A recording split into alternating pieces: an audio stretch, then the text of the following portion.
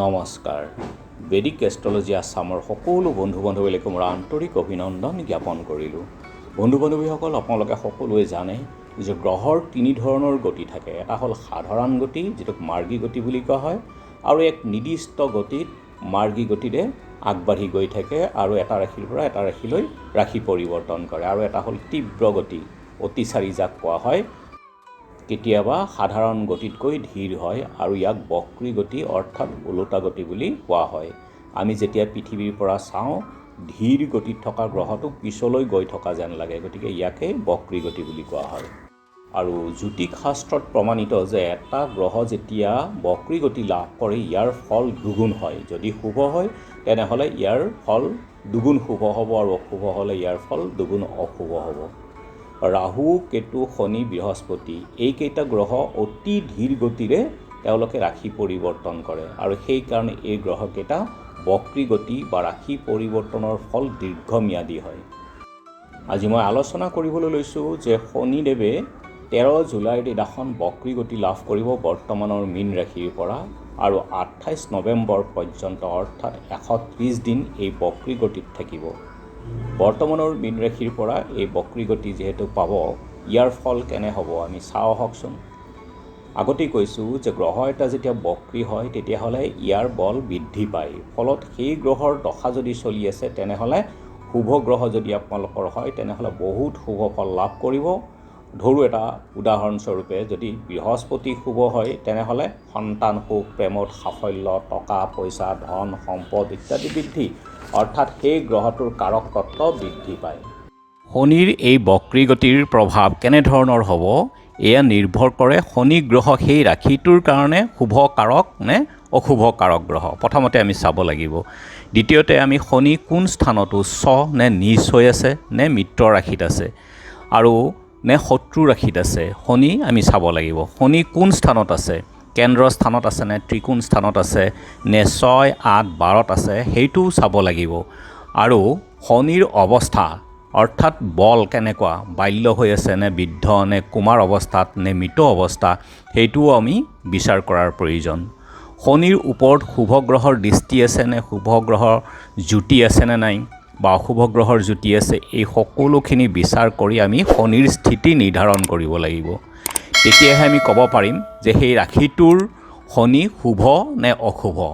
নিৰ্ধাৰণ কৰিহে আমি শনিৰ বক্ৰী অৱস্থান ৰাশিসমূহৰ ওপৰত কেনে ফল দিব তাৰ ওপৰত ভৱিষ্যতবাণী কৰিব পৰা যায়। এতিয়া যিসকল জাতকৰ ক্ষেত্ৰত শনি শুভ আৰু বক্ৰী হৈছে তেনেহ'লে তেওঁলোকে শনিৰ শুভ ফল 3 গুণ লাভ কৰিব, আৰু যদি অশুভ হৈছে তেনেহ'লে শনিৰ অশুভ ফল 3 গুণ তেওঁলোকৰ ক্ষেত্ৰত বেছি প্ৰভাৱান্বিত কৰিব। ধৰোঁ এইখন এখন মেষ লগ্নৰ কুণ্ডলী আৰু শনি মকৰ ৰাশি নিজৰ ৰাশিতেই অৱস্থান কৰি আছে, আৰু মেষ লগ্নৰ কেন্দ্ৰ স্থান অৰ্থাৎ দশম স্থান এইটো হ'ল মকৰ ৰাশি। গতিকে শনি নিজৰ স্থানতে দশম স্থানত কেন্দ্ৰ স্থানত বহি সহযোগ নিৰ্মাণ কৰিছে, অৰ্থাৎ শনি অতি শুভ মেষ ৰাশিৰ কাৰণে। আৰু এইজন জাতকৰ কাৰণে দশম স্থান অৰ্থাৎ কৰ্মস্থানত আছে, গতিকে কৰ্মক্ষেত্ৰত পদোন্নতি, নিজৰ পচন্দৰ স্থানত বদলি, আৰু দশমৰ পৰা বক্ৰী হ'ব পিছলৈ অৰ্থাৎ নৱম স্থান ভাগ্যস্থানত আহিব। গতিকে এই সময়ত মেষ ৰাশিৰ জাতকৰ ভাগ্য উদয় হ'ব। এনে স্থিতিত তেওঁ বহুত শ্ৰম কৰিব পৰা, নিজৰ দায়িত্ব সহকাৰে কৰিব পাৰিব আৰু নিজৰ মিতিৰ কুটুম্বৰ সহায়কো হ'ব। সমাজত যশ কীৰ্তি তেওঁ লাভ কৰিব, ধাৰ্মিক, বিদ্বান আৰু আত্মজ্ঞান বেদ পুৰাণ জ্ঞাত হ'ব। ব্যৱসায়, ৰাজনীতিজ্ঞ, চৰকাৰী উচ্চপদ লাভতো তেওঁলোকৰ সহায় হ'ব, ন্যায়াধীশ, নীতিবান হ'ব, আৰু ভাল জ্যোতিষী বা তন্ত্ৰ বিদ্যাটো পাৰ্গত হয়। আৰু যদি অশুভ হয় তেনেহ'লে মাৰক হৈ থাকে কুণ্ডলীত, তেনেহ'লে তেওঁ চিন্তাত থাকিব, উদাসীন হ'ব, সমস্যাত জৰ্জৰ হ'ব, কোনো চিন্তা নকৰাকৈ তেওঁ কাম কৰি সমস্যাত ভুগিব পাৰে, আৰু স্বভাৱত তেওঁ এলাহ হ'ব, নিজৰ ভুল আনৰ ওপৰত জাপি দিব। আৰু মাৰক হৈ বক্ৰী হ'লে তেওঁ চিগাৰেট, বিড়ি, মদ আদিৰ প্ৰতি আসক্তি হ'ব, ধন সঞ্চয় শেষ হৈ যাব।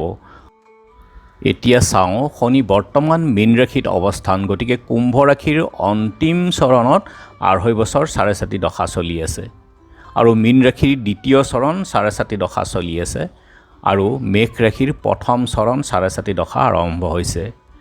আৰু ধনু সিংহ ৰাশিৰ ঢাইয়া অৰ্থাৎ 2.5 বছৰীয়া ঢাইয়া চলি আছে, যিটো অশুভ দশা। গতিকে এই 5টা ৰাশিৰ ক্ষেত্ৰত শনি কিছু অশুভ ফলেই প্ৰদান কৰিব।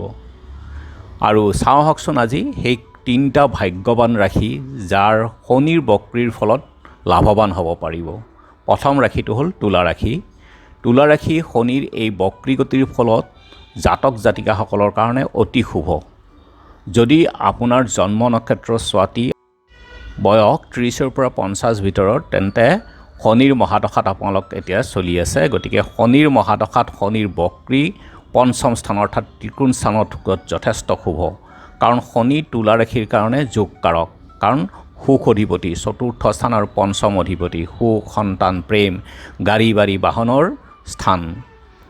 গতিকে এই 138 দিন আপোনালোকৰ ক্ষেত্ৰত মাতৃৰ সুখ, সম্পদ আৰু শিক্ষাৰ্থীৰ ক্ষেত্ৰতো যথেষ্ট শুভ সময়। পুৰণি ঘৰ বাৰী মেৰামতিৰ কাৰণেও আপোনালোকৰ শুভ যোগ। উচ্চ শিক্ষাৰ ক্ষেত্ৰত থকা বাধা দূৰ হ'ব। ঋণ শত্ৰুৰ লগত যদি আপোনালোকৰ বুজাবুজি নাই, তেনেহ'লে বুজাবুজি হ'ব আৰু মুক্তি পাব ঋণ শত্ৰুৰ পৰা। ঋণ ঘূৰাব পাৰিব আপোনালোকে আৰু পাবলগীয়া টকা পইচা আপোনালোকে ঘূৰাই পাব। পুৰণি ৰোগ বা কোৰ্ট কেছ আদি যদি চলি আছে, তেনেহ'লে ইয়াৰ পৰা মুক্তি লাভ হ'ব। আৰু শনি ন্যায়ৰ দেৱতা, গতিকে ন্যায় পাব। গাড়ী বাহন চলাওঁতে ভ্ৰমণত আপোনালোকে সতৰ্ক থাকক, কাৰণ শনিৰ দৃষ্টি আপোনালোকৰ আয়ুস স্থান অৰ্থাৎ অষ্টম স্থানত পৰিব।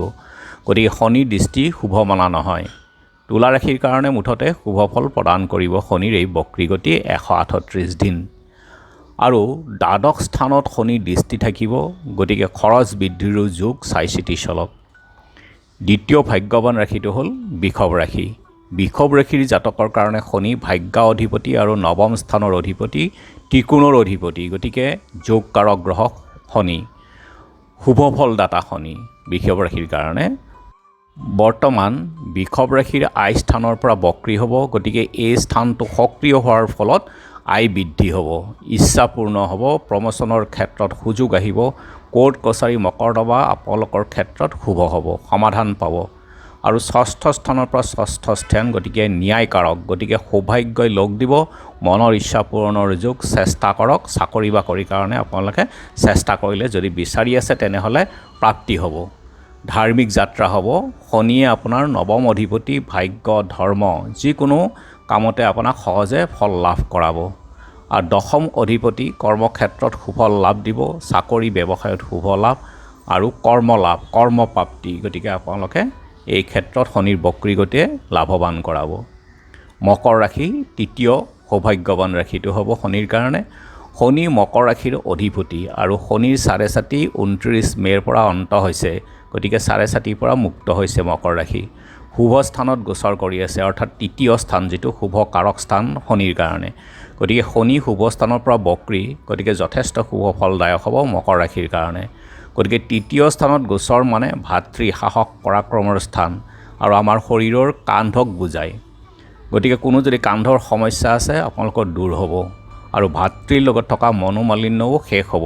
ভাতৃৰ ক্ষেত্ৰত শুভ আৰু যিকোনো বিবেচনা কৰোঁতে আপোনালোকে সুস্থিৰতাৰে বিবেচনা কৰিব পাৰিব। বিচাৰ বিবেচনা আপোনালোকৰ ক্ষেত্ৰত শুভ হ'ব, ভাগ্যও সহায় দিব আৰু নিজৰ উৎসাহ উদ্দীপনা বৃদ্ধি হ'ব, কাৰণ ৰাশিৰ স্বামী বলি হ'ব। গতিকে দ্বিতীয় স্থানটো যিহেতু ধন স্থান, শনি এই স্থানৰো অৰ্থাৎ কুম্ভ ৰাশিৰো অধিপতি। গতিকে এনে ক্ষেত্ৰত হঠাৎ ধন লাভৰো যোগ।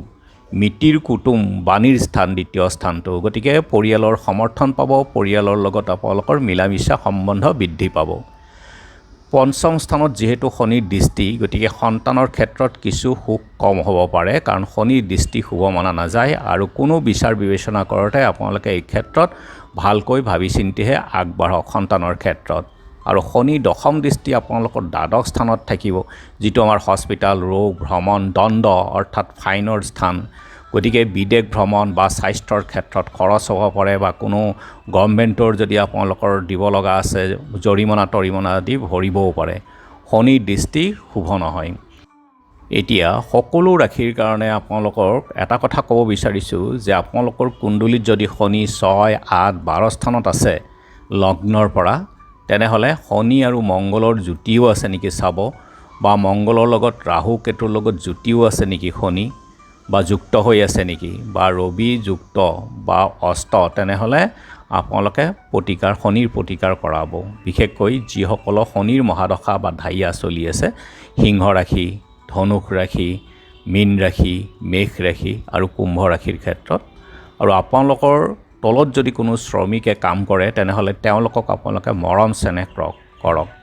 ক'লা বস্ত্ৰ আপোনালোকে নিপিন্ধিব আৰু শনিবাৰে গধূলি মিঠাতেল, মাটিমাহ দান কৰক।